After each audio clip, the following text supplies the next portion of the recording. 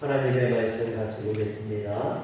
누가복음 5장 4절에서 8절 말씀을 같이 보겠습니다.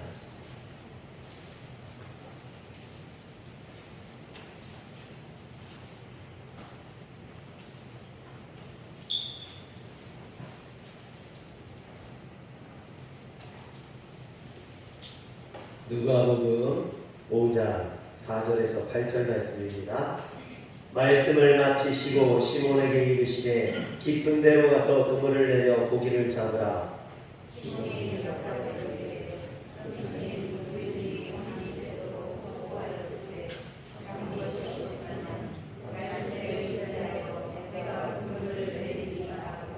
그렇게 하니 고기를 잡은 것이 심이 많아 그물이 찢어지는지라.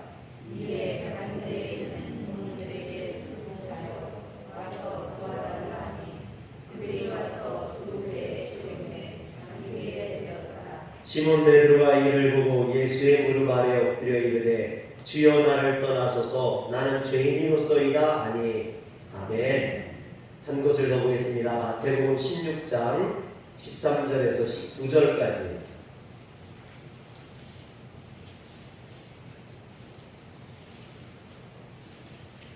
찾으시기 어려운 분들은 화면을 보고 같이 해주시기 바랍니다. 마태복음 16장 13절부터 16절까지입니다. 예수께서 빌립보 가이사랴 지방에 이르러 제자들에게 물어 이르시되 사람들이 인자를 누구라 하느냐?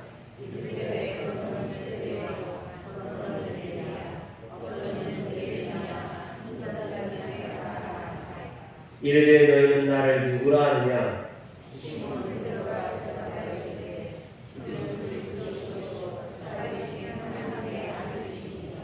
예수께서 대답하여 이르시되 바요나 시몬아 네가 복이 있도다.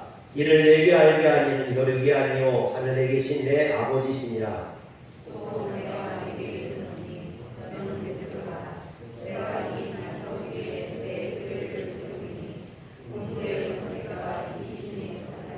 내가 전국 열쇠를 내게 주리니 내가 땅에서 무엇이든지 내면 하늘에서도 내릴 것이요 내가 땅에서 무엇이든지 풀면 하늘에서도 풀리리라 하시고 아멘. 한 곳 더 보겠습니다. 요한복음 21장 15절에서 17절 말씀입니다. 요한복음 21장 15절에서 17절 말씀을 같이 교독하겠습니다. 그들이 조반 먹은 후에 예수께서 시몬 베드로에게 이르시되 요한의 아들 시몬아 내가 이 사람들보다 나를 더 사랑하느냐 하시니 이르되 주님 그러하나이다. 내가 주님을 사랑하는 줄 주님께서 아시나이다.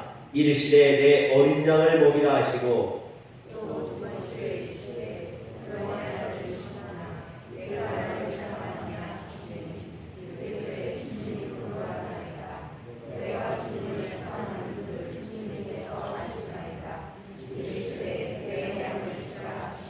세 번째 이르시되 요한의 아들 시몬아 네가 나를 사랑하느냐 하시니 주께서 세 번째 네가 나를 사랑하느냐 하시므로 베드로가 근심하여 이르되 주님 모든 것을 아시오매 내가 주님을 사랑하는 줄을 주님께서 아시나이다. 예수께서 이르시되 내 양을 먹이라. 아멘.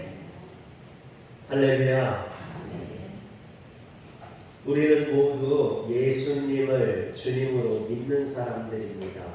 그러나 마음으로만 믿으면 안 돼요. 그 마음으로 믿는 것을 입으로 시인할 수 있어야 됩니다. 이처럼 마음으로 믿어 입으로 시인하는 것을 신앙 고백이라고 합니다. 사람이 어떤 신앙을 고백하느냐에 따라서 그것이 매우 많은 차이를 가져오죠. 이단 같은 경우에는 자신들의 교주를 구세주라고 고백을 하지만 그 교주들이 그들을 죽음 가운데서 구원할 수 없습니다. 그래서 예수님을 우리가 구주라고 고백하죠. 주님만이 우리를 죽음에서 구원하실 수 있는 줄 믿으시길 바랍니다. 그래서 사도 바울은 로마서 10장 10절에 보면 사람이 마음으로 믿어 의에 이르고 입으로 시인하여 구원에 이르느니라 했습니다. 그렇다면 우리는 어떤 신앙 고백을 해야 될까요? 오늘은 예수님의 수제자인 베드로의 고백을 통해서 우리가 해야 될 신앙 고백이 어떤 것인지 살펴보면서 함께 은혜를 나누고자 합니다. 첫 번째로 베드로가 했던 신앙 고백은 나는 죄인으로서이다입니다. 한번 따라합시다. 나는 죄인입니다. 나는 죄인입니다. 베드로는 주님을 만나고 자신을 죄인이라고 고백했습니다. 그런데 이것은 우리가 해야 될 첫 번째 신앙 고백입니다. 우리가 주님을 만나면 우리는 죄인이라는 것을 깨닫게 되고 반드시 고백해야만 합니다. 누가복음 5장 말씀에 보면 내 제자를 부르시는 소명 사건이 나옵니다. 이 소명 사건은 복음서마다 조금 다르게 기록되어 있지만 공관복음이라고 하는 마태, 마가, 누가에 공통적으로 기록되어 있는 매우 중요한 말씀입니다.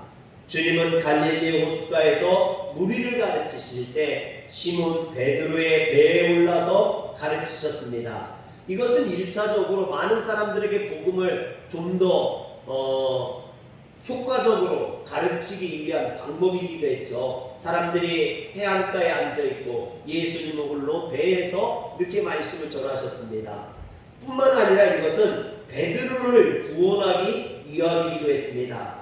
당시 어부들은 하루 고기를 잡아 하루 사는 가난한 자들입니다. 그런데 베드로는 그 전날 밤에 밤새도록 수고했지만 물고기를 한 마리도 잡지 못했습니다. 그러므로 그들의 가족들은 오늘 굶어야 될지 모르는 이런 곤란한 상황이었죠. 이때 갈릴리 호숫가에서 주로 잡는 어종은 우리나라의 붕어와 비슷한 베스라는 물고기입니다.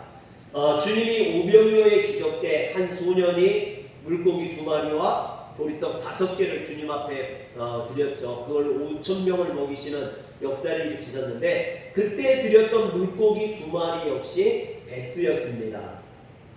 사람들이 지금은 이 물고기를 베드로의 물고기라고 부릅니다. 저도 성지순례 가서 이 베드로의 물고기를 먹었는데요. 가시가 많고 사실 그렇게 썩 맛있지는 않습니다.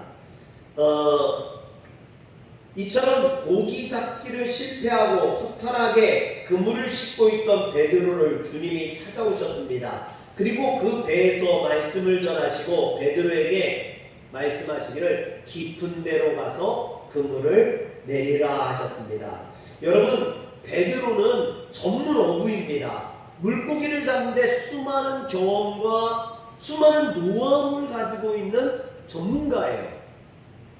그렇죠? 여러분, 베드로가 고기 잡는 데는 전문가예요.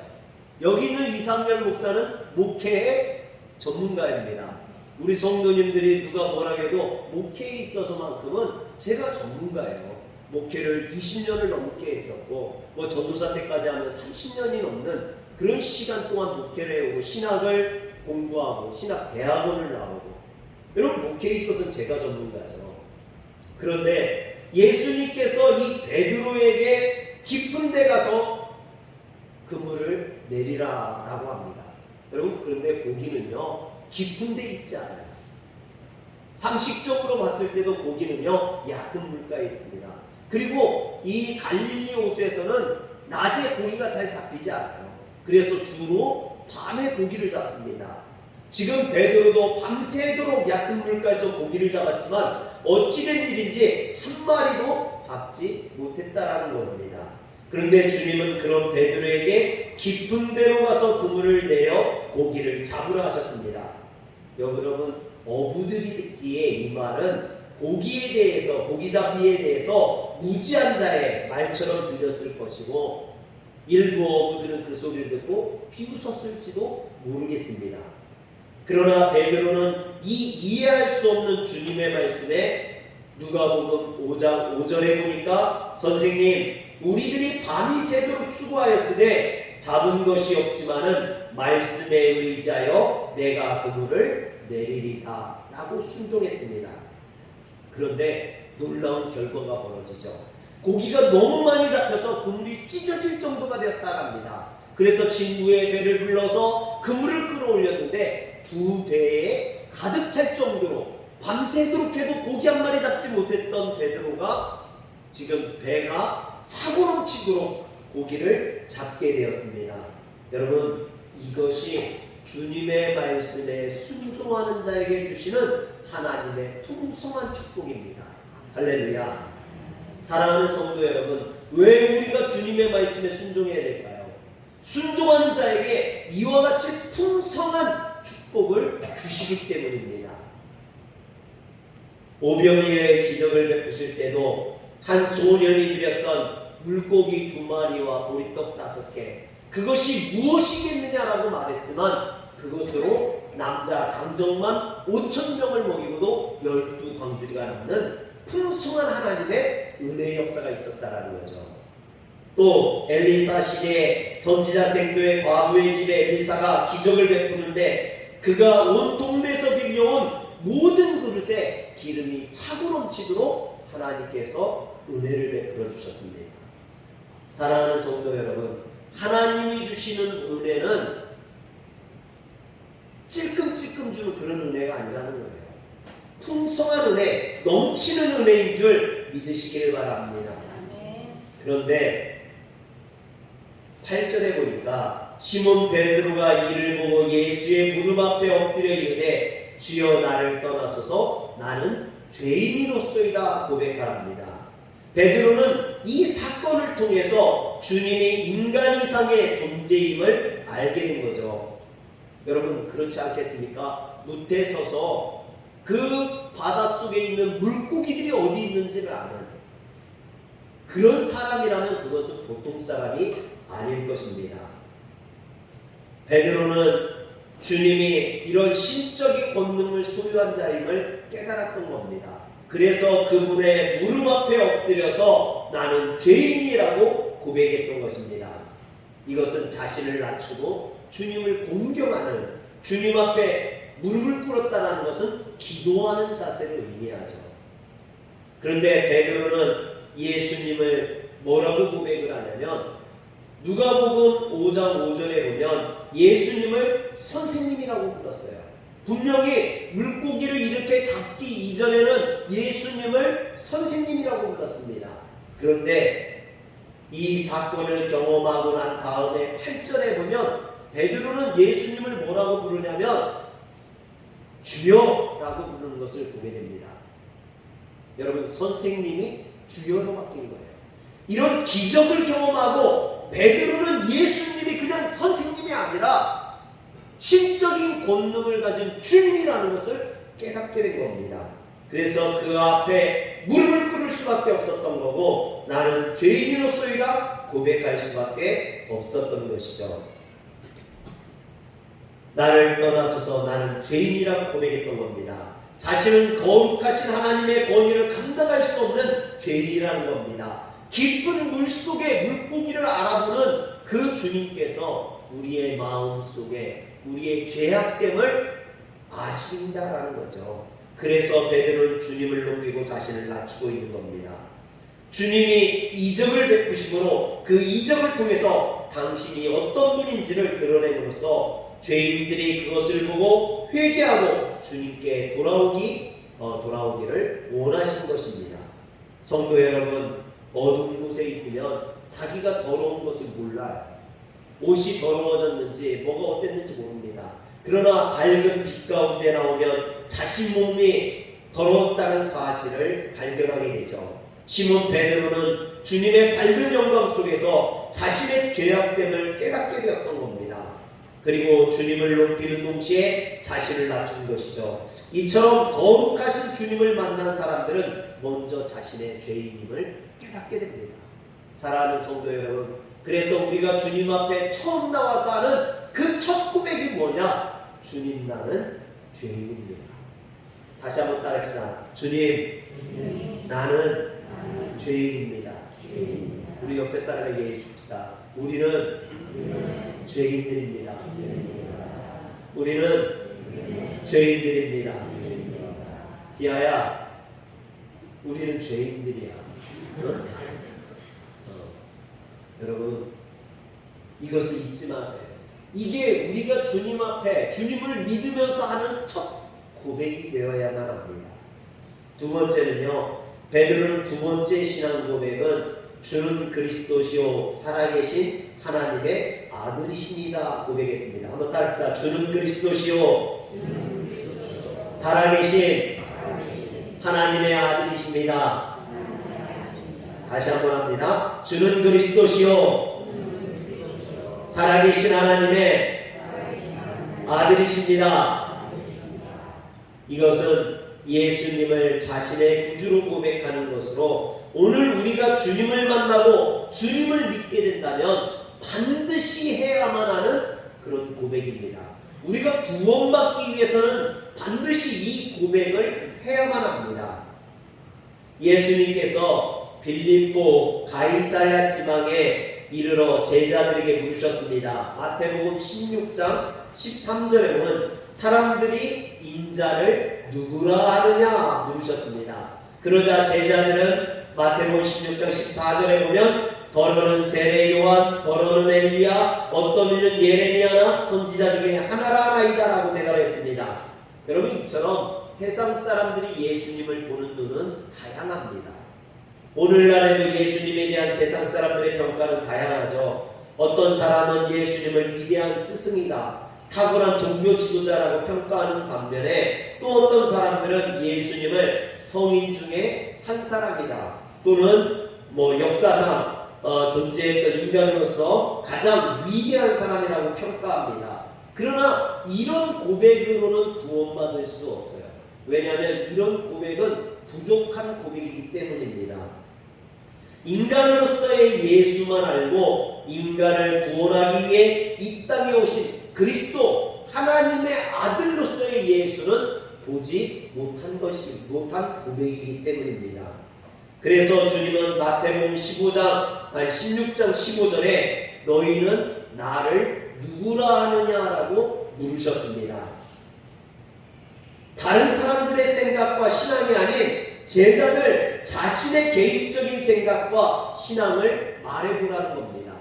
사랑하는 성도 여러분, 오늘 우리가 주님을 믿게 되면요, 반드시 이 고백을 주님은 물어보십니다. 너는 나를 누구라 하느냐? 여러분들은 주님을 누구라 고백할 것입니까? 오늘 여러분들에게 주님이 물어보신다면 여러분들은 주님을 뭐라고 고백할 것입니까? 이것은 제자들에게 매우 중요한 질문이었습니다. 이 질문의 답에 따라서 그들의 신앙의 수준이 드러나게 되고요, 또 천국과 지옥이 갈라지게 됩니다. 영원한 천국에 들어갈 수 있느냐 없느냐가 결정된다는 거죠. 이것은 오늘날 우리에게 있어서도 마찬가지입니다. 다른 사람이 주님을 어떻게 생각하고 어떻게 고백하느냐보다 내가 주님을 어떻게 생각하고 어떻게 고백하느냐가 중요하다는 것입니다. 그런데 가끔 이것을 착각하는 분들이 있습니다. 그래서 세상적으로 평가가 좋은 교회에 다니고 그런 교회에 다니면 자신의 신앙이 좋고 자신이 구원받은 것처럼 착각을 합니다. 여러분, 아무리 좋은 교회, 아무리 큰 교회, 아무리 유명한 목사님이 있는 교회를 다닌다 할지라도 내가 주님을 그리스도라고 고백하지 않는다면 그 사람은 구원받을 수 없다라는 겁니다. 내가 어떤 교회를 다니느냐보다 내가 어떤 고백을 하느냐가 더 중요하다는 이야기겠죠. 그런데 이처럼 너희는 나를 누구라 하느냐는 묻는 주님의 물음에 제자들은 아무런 대답도 하지 못하고 고개만 떨구고 있었어요. 그때 베드로가 고백을 합니다. 주는 그리스도시요 살아계신 하나님의 아들이십니다. 예수님이 모세와 선지자의 글에 오시리라 예언된 바로 그 구원자이시며 또한 지금도 살아서 역사하시고 계신 하나님의 아들로서 하나님과 동등되는 분, 우리를 구원하실 뿐이라고 베드로는 고백하고 있는 겁니다. 여러분, 이것은 사실 성경이 증거하고 또 주님께서 우리에게 증거하라고 명령하신 복음의 핵심이에요. 여러분, 복음은 다른 게 아닙니다. 복음은 예수가 그리스도시고 우리의 구원자 되신다라는 겁니다. 이게 복음이에요. 할렐루야. 아멘. 아멘. 여러분, 복음이 뭔지를 알아야죠. 교회를 다니면서 우리에게 주어진 이 복음, 예수가 그리스도시라는 이 복음, 이것만 잊지 않으면 돼요.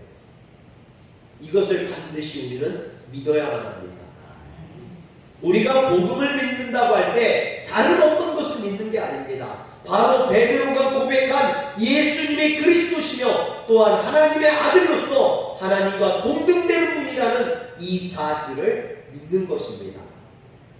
그래서 사도 요한은 자신이 복음서를 기록한 목적에 대해서 요한복음 20장 31절에 보면 오직 이것을 기록하면 너희로 예수께서 하나님의 아들 그리스도이심을 믿게 하려 함이요 또 너희로 믿고 이 이름을 힘입어 생명을 얻게 하려 함이니라 그랬습니다.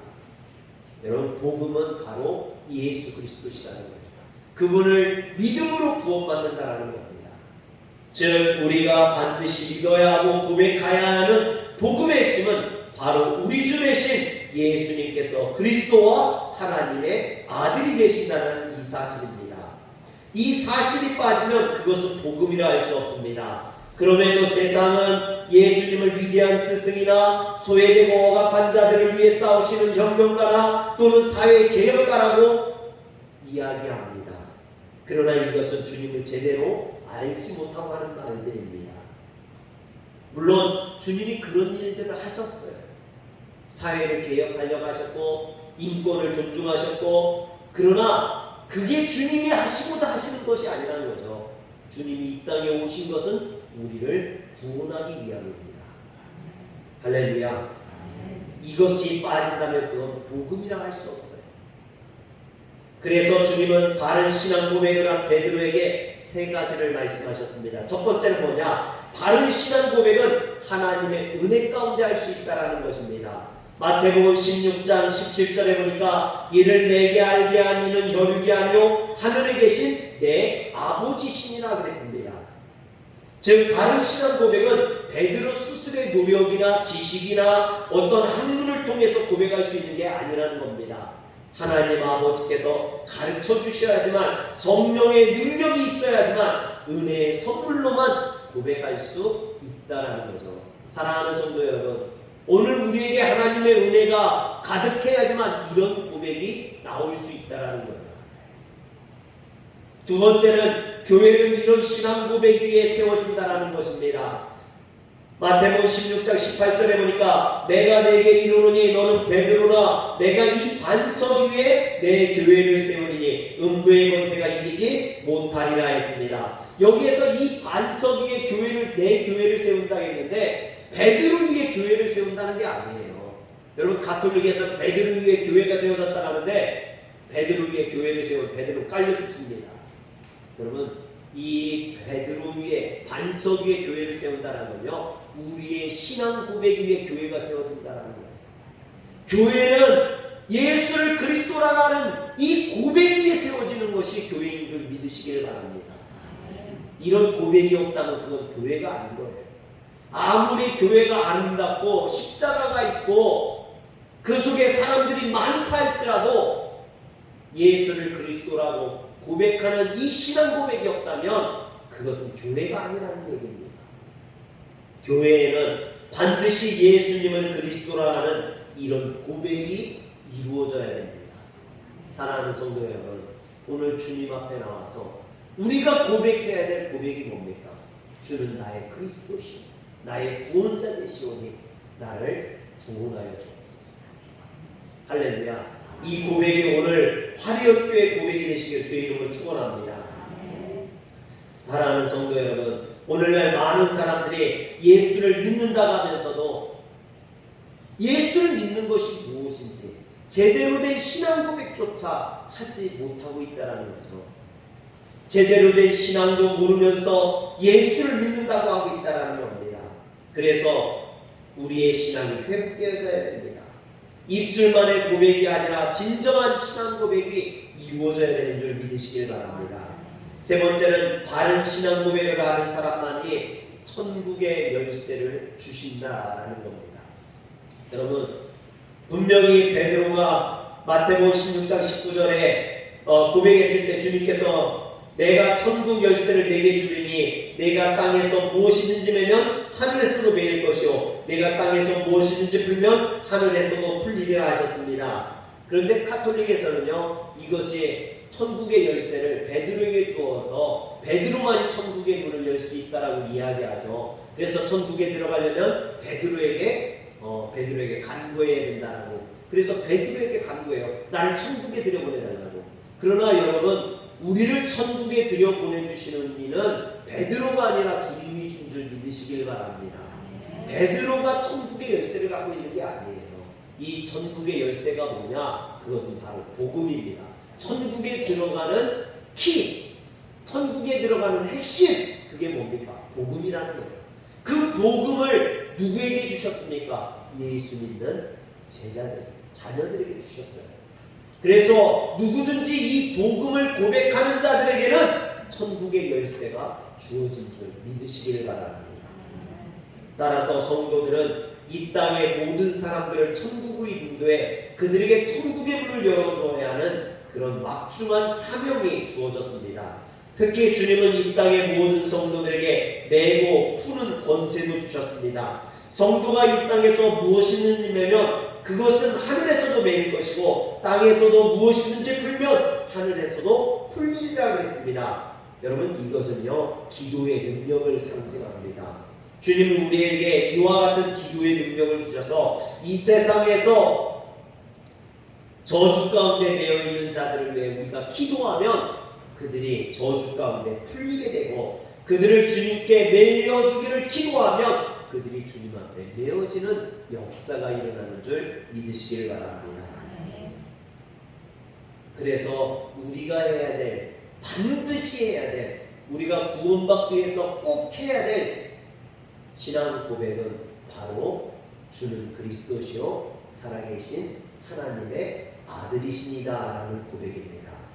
세 번째로 베드로가 했던 신앙 고백은 내가 주님을 사랑하는 줄 주님께서 아시나이다 라는 고백입니다. 이처럼 우리는 주님을 사랑한다 고백할 수 있어야만 합니다. 요한복음 21장에 보면 주님께서 부활하신 후 세 번째로 제자들에게 나타나셔서 복음 전파의 소명을 새롭게 하여 주셨습니다. 그리고 자신을 세 번이나 부인했던 베드로에게 세 번에 걸쳐서 당신에 대한 사랑을 확인하시고 목양의 사명을 부여해 주심으로 그의 실추되었던 본인을 세워주신 것을 보게 됩니다.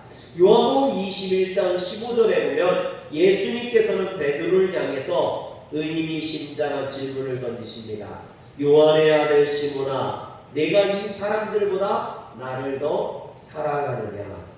이것은 베드로의 생각과 동료들 또는 고기 잡는 것들 아니면 그 어떤 물질보다 내가 나를 더 사랑하느냐라고 묻는 겁니다.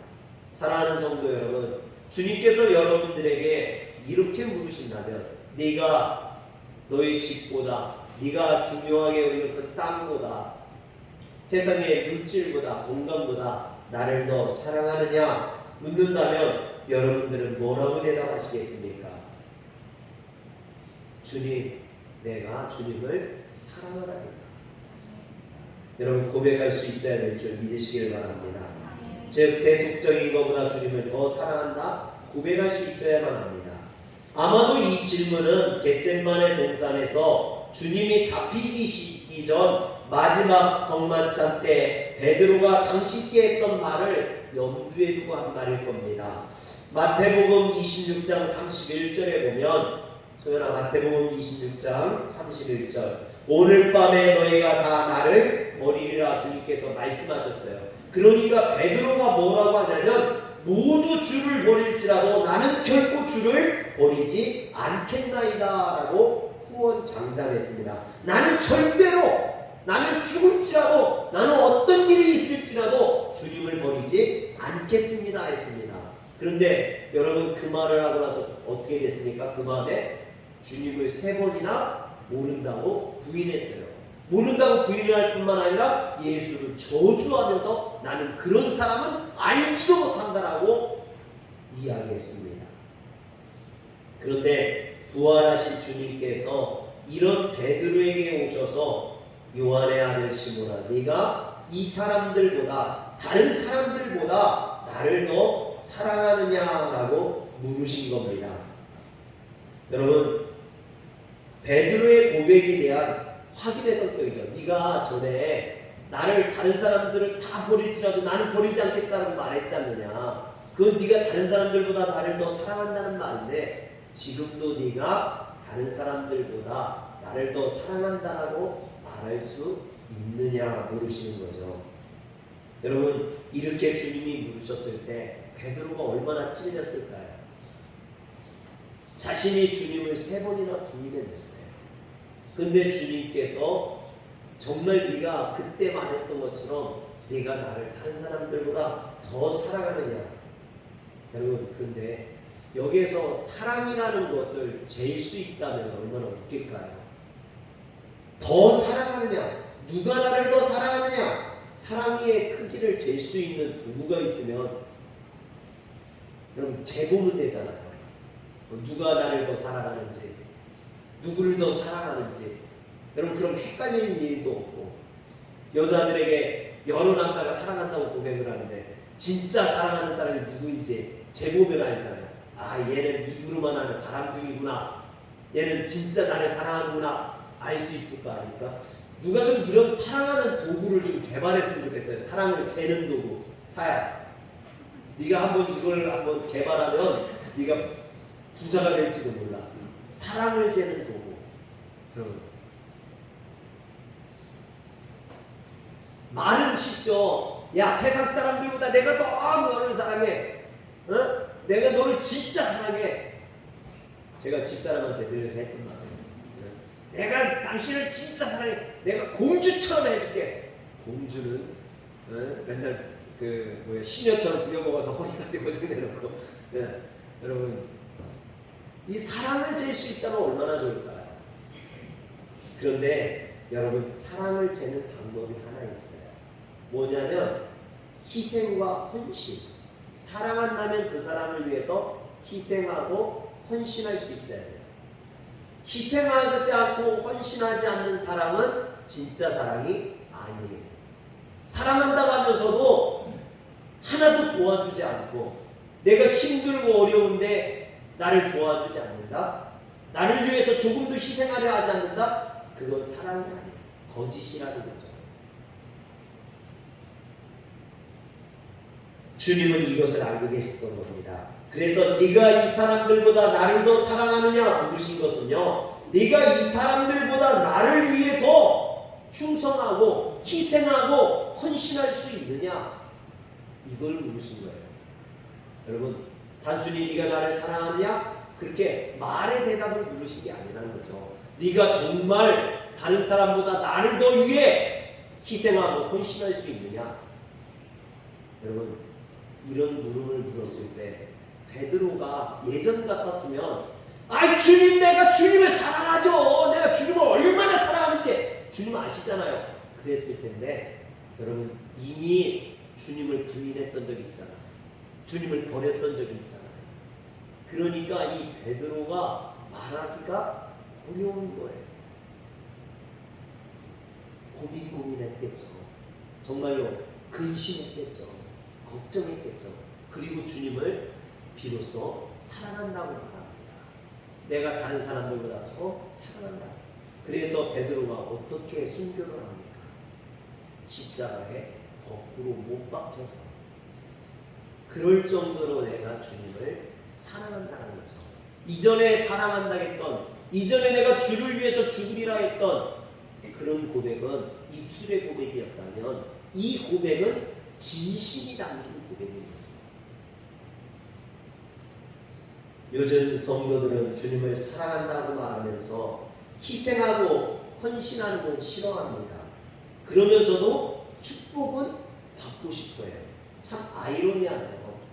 주님을 사랑한다면서도 희생하지 않고 헌신하지 않고 그러면서도 축복은 받고 싶어하는 이기적인 사랑을 합니다. 그건 사랑이 아니죠. 그건 사랑이라고 말할 수 없습니다. 주님을 위해, 주님을 사랑한다면 주님을 위해 희생하고 헌신할 수 있어야 합니다.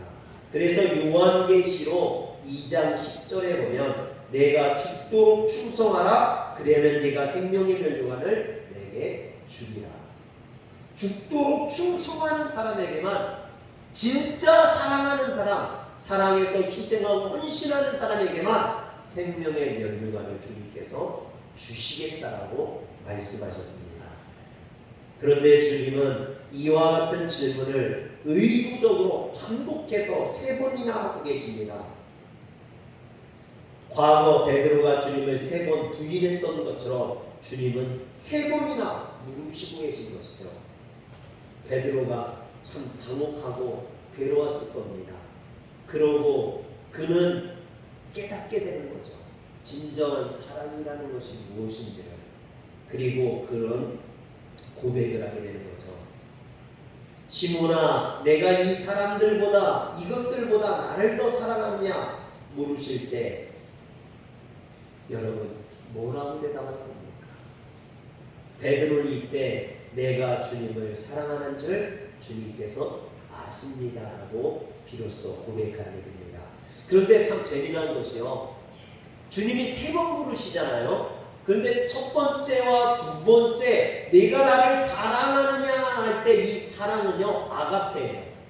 아가페, 신적인 사랑, 희생적인 사랑. 그런데 베드로가 내가 주님을 사랑한다라고 말할 때 이 사랑은 아가페가 아니에요. 필레오, 낮은 차원의 인간적인 사랑, 한 사람만을 위한 사랑, 이런 사랑입니다. 여러분, 주님은 내가 나를 위해 희생하고 헌신할 수 있느냐 물었는데 베드로 그렇게 대답할 수 없는 거예요. 자신이 주님을 부인했던 것을 아니까. 주님, 나는 그런 신적인 아가페적인 사랑을 할 수 있는 사람이 못 됩니다. 저는 제가 할 수 있는 그냥 인간적인 사랑이라도 하겠습니다라고 주님 앞에 고백하고 있는 거죠. 근데 주님이 2번이나 아가페에 대해서 부르셨다가 3번째로 부르실 때는요 아가페가 아닌 필레오로 물어보십니다. 네가 인간적인 사랑을 할 수 있냐? 그러면은 정말 그런 사랑이라도 네가 할 수 있느냐라고 물어보시는 거예요. 네가 신적인 아가페적인 사랑을 못한다면 그러면 네가 말하는 그 필레오 인간적인 사랑이라도 할 수 있겠느냐라는 거죠. 사랑하는 성도 여러분, 우리가 사랑한다는 말을 얼마나 많이 합니까? 그런데 정말 그 사랑한다는 말처럼 사랑할 수 있느냐라는 거예요. 주님은 지금 베드로에게 그렇게 물어보고 계신 겁니다. 내가 말하는 아가페오의 사랑을 못한다면 필레오의 사랑, 네가 말하고 있는 그런 사랑이라도 할 수 있겠느냐? 그랬더니 베드로가 18절에 뭐라 합니까? 베드로가 근심하여 이르되 주님 모든 것을 아시오매 내가 주님을 사랑하는 줄 주님께서 아시나이다. 여기에서요 근심하며라는 말이 엘리미테라는 말인데 슬퍼하다는 말. 베드로는요 이 말에 울면서 지금 대답하고 있는 거예요. 슬퍼하며 눈물을 흘리며 네가 인간적인 사랑이라도 할 수 있냐는 이 주님의 말씀에 울면서 주님, 내가 주님을 그런 사랑이라도 하고 싶습니다 라고 지금 고백하고 있는 겁니다. 사랑하는 성도 여러분, 베드로가 울면서 주님 앞에 내가 주님을 사랑합니다, 이런 사랑이라도 하고 싶습니다 말했던 그 사랑이라는 말, 필레오라는 말, 오늘 우리는 그런 사랑이라도 주님 앞에 할 수 있을까요? 그런 고백을 지금 우리가 해야 됩니다. 물론 많은 성도들이 주님을 사랑한다라고 이야기를 해요. 주님 앞에 내가 주님 사랑합니다 수없이 이야기합니다. 그런데 정말 주님을 위해서 희생하고 헌신하고 있습니까? 그냥 입술만 말로만 사랑한다고 이야기하지는 않았습니까? 이전에 베드로처럼. 그리고 수없이 주님을 부인한다고. 베드로는 3번밖에 부인을 안 했지만 우리는 얼마나 많이, 얼마나 자주 이 성전만 나가면, 세상에 나가면 주님을 모른다고 살고 있지 않습니까? 오늘 우리가 다시 한번 주님을 사랑한다고 고백할 수 있었으면 좋겠습니다. 주님을 내가 진심으로 사랑한다고 고백할 수 있었으면 좋겠습니다. 오늘 베드로가 주님을 처음 만나서 고백했던 나는 죄인으로서이다. 그리고 정말 주님을 주는 그리스도시요 살아계신 하나님의 아들이라고 고백했던 그 신앙 고백, 그리고 울면서 부활하신 주님을 붙들고 했던 내가 주님을 사랑한다고 고백했던 이 고백, 오늘 우리가 해야 되는 고백들입니다. 이 고백들이 여러분들에게 있기를 주의 이름으로 축원합니다. 기도하겠습니다. 전능하신 하나님, 우리가 신앙생활하면서 베드로와 같은 이 3가지의 신앙을 고백하게 하여 주시옵소서. 주님을 만나고 첫 고백이었던 나는 죄인으로서이다. 그리고 주님이 하나님의 아들이시오 구원자이신 것을 깨닫고 했던 주는 그리스도시요 살아계신 하나님의 아들이십니다. 그리고 부활하신 주님을 만나고 그 주님을 붙들고 울면서 했던 내가 주님을 사랑하나이다 하는 이 고백이 오늘 우리의 고백이 되게 하여 주시옵소서. 우리 주 예수님의 이름으로 기도합니다. 아멘.